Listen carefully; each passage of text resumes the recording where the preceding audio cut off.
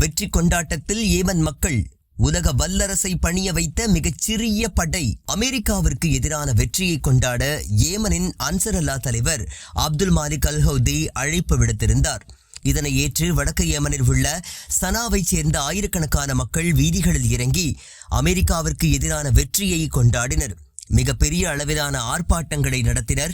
Yemen ஆர்ப்பாட்டக்காரர்கள் பாலஸ்தீனிய கொடிகளை அசைத்து சயீத் ஹசீன் நஸ்ரல்லா, இஸ்மாயில் ஹனியே மற்றும் முகமது அல்தீப் உள்ளிட்ட இஸ்ரேலால் கொல்லப்பட்ட தலைவர்களின் படங்களை ஏந்தி சென்றனர். கடந்த 6 மாதங்களுக்கும் மேலாக ஏமன் மீது அமெரிக்கா தாக்குதலை நடத்தி வந்தது. ஆனால் மார்ச் நடுப்பகுதியில் தீவிர தாக்குதலை ஏமன் மீது அமெரிக்கா முன்னெடுத்தது. இருப்பினும் ஹவுதிகளின் வலிமையை அமெரிக்காவால் குறைக்க முடியவில்லை. இந்த தாக்குதல்களில் தனது 2 பைட்டர் ஜெட் விமானங்களை இழந்தது. இதுவரை $1 மில்லியன் அதிகமான தொகை செலவழிக்கப்பட்டுள்ளதாக அமெரிக்க அதிகாரிகள் தெரிவித்துள்ளனர். இதனிடையே ஏமன் மீதான தாக்குதலை கைவிடுவதாக கடந்த வாரம் அமெரிக்க அதிபர் டொனால்டு ட்ரம்ப் அறிவித்தார். மேலும் அதற்கு ஈடாக அமெரிக்க கப்பல்கள் மீது செங்கடலில் ஏமன் தாக்குதல் நடத்தப்படாது எனவும் தெரிவித்தார்.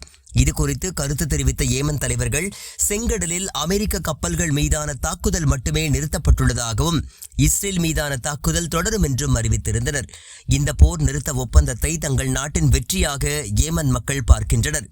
இதனையடுத்து ஏமன் தலைவரின் அழைப்பை ஏற்று தங்கள் மகிழ்ச்சியை வெளிப்படுத்தினர். அமெரிக்கா இஸ்ரேலுக்கு எதிராக முஸ்லிம் நாடுகள் அணிதிரள வேண்டும். ஈரான் தலைவர் அழைப்பு. காசாவில் சியோனிச ஆட்சியின் இனப்படுகொலையையும் அமெரிக்கா மற்றும் அதன் நட்பு நாடுகளின் உடந்தையையும் கண்டித்து பாலஸ்தீன பிரச்சனையை பாதுகாப்பதில் முஸ்லிம் நாடுகள் விழிப்புடன் இருக்க வேண்டும் என்று சையத் அலி கொமேனி அழைப்பு விடுத்துள்ளார். ஈரானில் இஸ்லாமிய புரட்சியின் தலைவர் சையத் அலி கொமேனி முஸ்லிம் உலகம் விழிப்புடன் இருக்க வேண்டும் என்றும் பாலஸ்தீன பிரச்சனையை உலக நினைவிலிருந்து மங்கவிடக்கூடாது என்றும் அழைப்பு விடுத்துள்ளார். காசா பகுதியில் இஸ்ரேலிய ஆட்சியின் தொடர்ச்சியான இனப்படுகொலை செயல்களை எதிர்ப்பதன் முக்கியத்துவத்தை வலியுறுத்தினார்.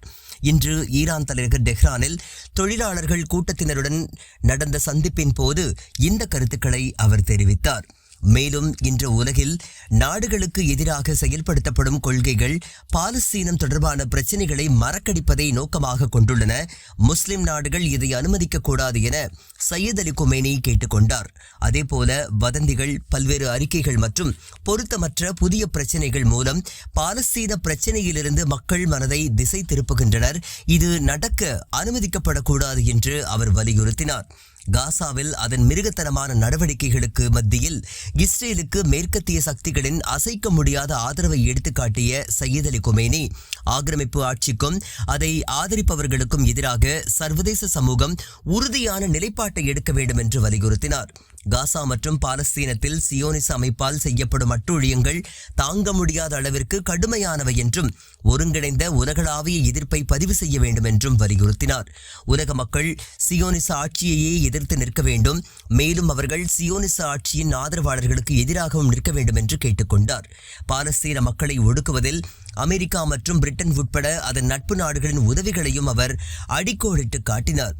அவ்வப்போது விமர்சன ரீதியாக தோன்றக்கூடிய பொது கருத்துக்கள் இருந்த போதிலும் இந்த நாடுகள் இஸ்ரேலுக்கும் அதன் நடவடிக்கைகளுக்கும் நேரடி ஆதரவை வழங்குகின்றன என்று கூறினார். பாலஸ்தீனத்தின் துன்பப்படும் மக்கள், குறிப்பாக காசாவில் உள்ளவர்கள் சியோனிச ஆட்சியை எதிர்கொள்வது மட்டுமல்லாமல் அமெரிக்கா மற்றும் பிரிட்டன் போன்ற சக்தி வாய்ந்த நாடுகளின் நேரடி எதிர்ப்பையும் எதிர்கொள்கின்றனர் என்று சையத் அலி கொமேனி குறிப்பிட்டார்.